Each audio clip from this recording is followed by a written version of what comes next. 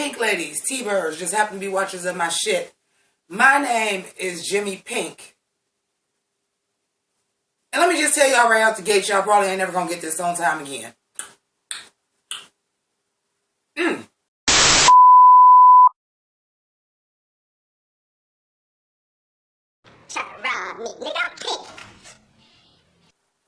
So, Pink lady, T-birds, just happen to be watchers of my shit. This was a show, and yet clearly you clicked on the screen now. But in case it's just on autoplay, American Crime Story Season 2, Episode 1, and this season is about the assassination of Gianni Versace. I was so excited to review this, you guys. I know Drag Race is coming and put that on hold to get me some good long platinum blonde Donatella hair. And then realize that it comes on Wednesday immediately after Riverdale, and that RuPaul's Drag Race All-Stars is going to be on Thursday. For those of y'all that are not comprehending what I'm saying, it's in between two reviews I already got to do. So I'm going to review this series because I want to. Drag Race is not this week, but it's going to come when I have time to do it. So don't look for this review right after the episode or the next day, because a lot of times it's going to come whenever. There may even be episodes where it's me reviewing 2 episodes because it's too hard with a show to review on Wednesday, a show to review on Thursday, and this is on Wednesday in between. Now that we said this, I'm feeling this motherfucking Donatella look, bitch. I'm feeling it. I'm like, ooh. I'm kind of feeling it. Maybe I need to get a real wig and not a cosplay wig, like a real, with some roots, bitch, because I'm feeling my oats in this shit. But anyway, let's get into the tea of the show. So the first episode of this, and I, again, once I realized that this was going to be what season this was going to be, I tried to go back and watch the first season, which was the O.J. Simpson trial, but they was putting too much focus on the Kardashians, and I don't give focus to them hoes, so I never finished watching it. But this one, I feel like I need to do a little bit more research about the actual case. I was around for it, but there's been a lot of speculation and a lot of articles and reports out that this is just not accurate. The Versace family is speaking against it. But I also understand that it is a fictionalized account for television. So there's some shit that's stretching.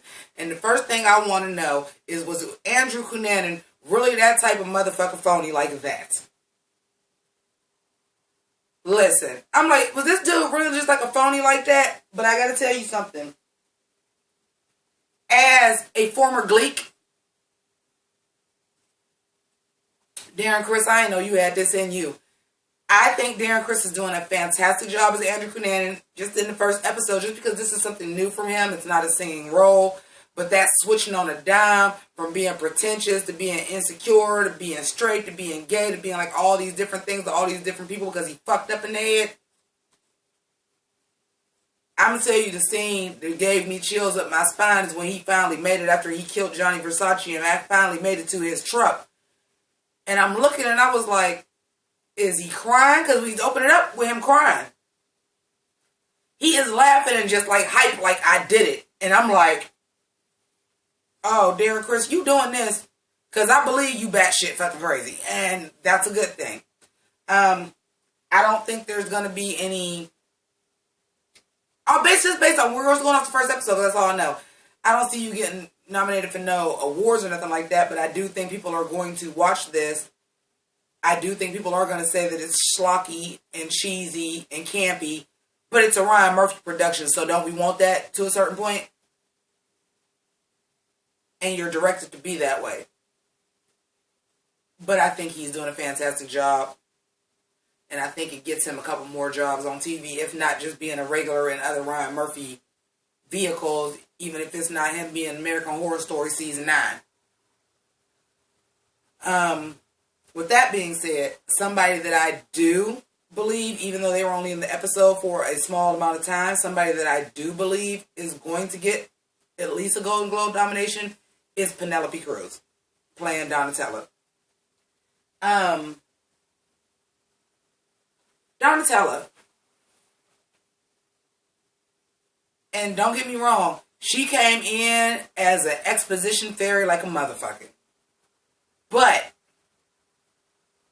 for someone who is, and I'm sorry, I'm not 100% sure what Penelope Cruz's heritage is.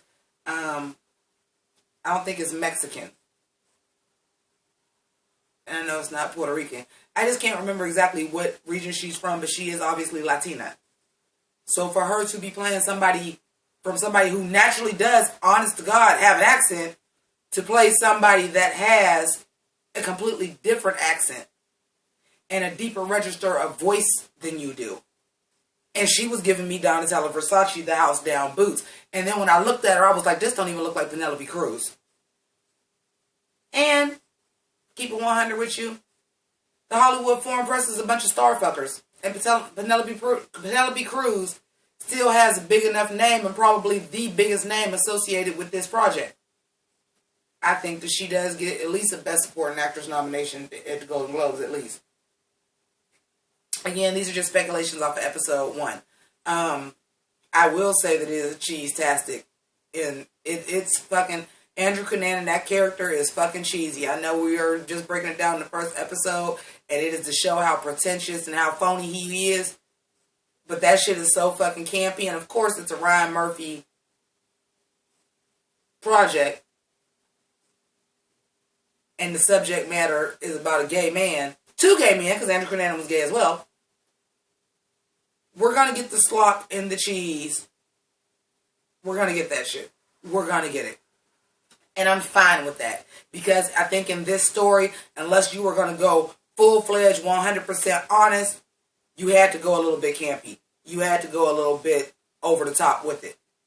Because the Gianni Versace, this was a huge story in the 90s. Like, if you, the OJ verdict, they picked the right second one, because this was probably like the second biggest thing around that time that happened, the assassination of Gianni Versace.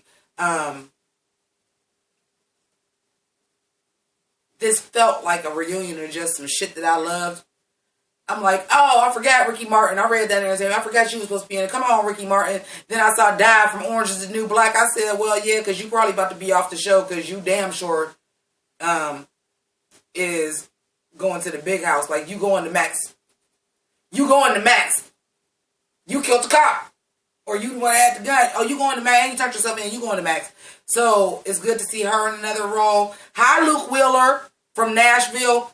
I'm glad you got something else to do, and you're doing you did a great job on this too. Like the scene with him and Ricky Martin, and him basically just trying to force Ricky Martin into saying the word, like basically like I'm his boyfriend, and like the way he was dancing around that, it was uncomfortable, but it was good. Great job, Ricky Martin. Great job, Luke Wheeler. I do not know the real character's name, nor will I probably ever address him like that because he's just going to be Luke Wheeler. And again, like Darren Criss, my girl from Masters of Sex. Masters of Sex was on Showtime about Masters and Johnson that wrote the books, The Joy of Sex, the lesbian prostitute. Like, I'm like, it's just good to see people that I've seen on other shows, and other shows that either I enjoyed and they fell off, or I enjoyed and they were canceled. And I'm seeing these people all on this program, and I'm like, it's good to see that you guys still work and that you guys are good actors and that you are getting other opportunities. So even that in itself gave me comfort in this. And really, in all honesty, I will tell y'all the truth. I've really never seen Nip Tuck, but I've pretty much watched everything else at one point or another as Ryan Murphy, up to and including The New Normal, which I loved, and I was very upset that it got canceled. He don't really do me no wrong. Like I said, it's going to be some schlock, it's going to be some cheese, it's going to be some camp, because this is a gay man, and he puts his gay in every show that he does, and that's fine, because you're a gay man, write what you know. So putting that into everything is not a problem for me, and I tend to enjoy his work. This was no different. But those were just the 2 standout performances. We didn't really get a lot from the guy that played Gianni Versace. We really didn't get that much from Ricky Martin. Like I said, the scene with him and Luke Wheeler, but that was a fantastic scene. We just seen like the paparazzi culture, the people that tried to get the autograph signed, and then when they realized that tour Versace ad out the magazine and went and get soaked it in his blood. The dude, once he realized it was Gianni Versace, run into his car and be like, with a Polaroid, like, I got the first picture. I got the only picture of him. Who buying? Just like the culture of it. And again, when you're looking at that culture and when celebrity culture really became that big ridiculous thing like that was around this time. So putting those points into it was well done. I'll put it to you like this. Interesting first half, the flashbacks, the way that, like I said, we're getting into Andrew Cunanan's character in this first episode. Darren Criss did a great job. I just personally enjoyed the first episode. There's only going to be 9. It's just unfortunate that it happened to fall on dates. I'm like, Drag Race is the big one and Riverdale is a flagship. And I'm just like, I can't do a Riverdale review, then watch this, then put on the Versace geesh, and then the very next day do drag. It's just too much for me. So if y'all will bear with me, if you are enjoying these reviews and you want to see me review this, they're going to come out stagnated. It's not ever going to be a day that I got to work. Like, they're going to come out really stagnated, but I promise I am going to review all 9 episodes. So, thank you to my patrons. Thank you to my Pink Ladies and T-Birds. Pink Ladies and T-Birds are my subscribers. If you are not one, go ahead and become one now by clicking that subscription. Click that notification bell. Thumbs up, thumbs down, comment. It don't matter. I just need to see the activity so that YouTube will stop freezing my coin.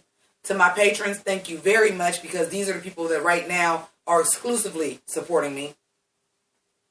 And they are basically the producers of this channel. I love each and every one of y'all. I have stuff to send some of y'all. But if y'all been watching my live feeds or if you've been watching my other videos, y'all know shit's a little tough right now. I'm just getting shit back above board, and then some other shit is going to come on Valentine's Day. I'm not going to speak on it as of right now. But some shit is going to come on Valentine's Day that may fucking make or break me emotionally. So thank you for rocking with me and supporting me and putting up when I have these times and all of that. You guys are fucking great. I love y'all, and I would probably not even still go through these lengths of the channel without y'all. Also, if you just happen to be watching, feel free to subscribe or become a patron. Order some merch. Order my album. I'm quiet as kept. I'm actually trying to get financing up to shoot a video for a single. But that's up in the air as well right now. Like, I'll be able to tell y'all a lot more by March 1st. I promise you that. So thank you so much for watching, all of you. Let me know what y'all thought about the show. If y'all think that I should continue reviewing it. All that shit. Y'all know I kiki back. I respond back. So I love y'all and thank you. Deuces.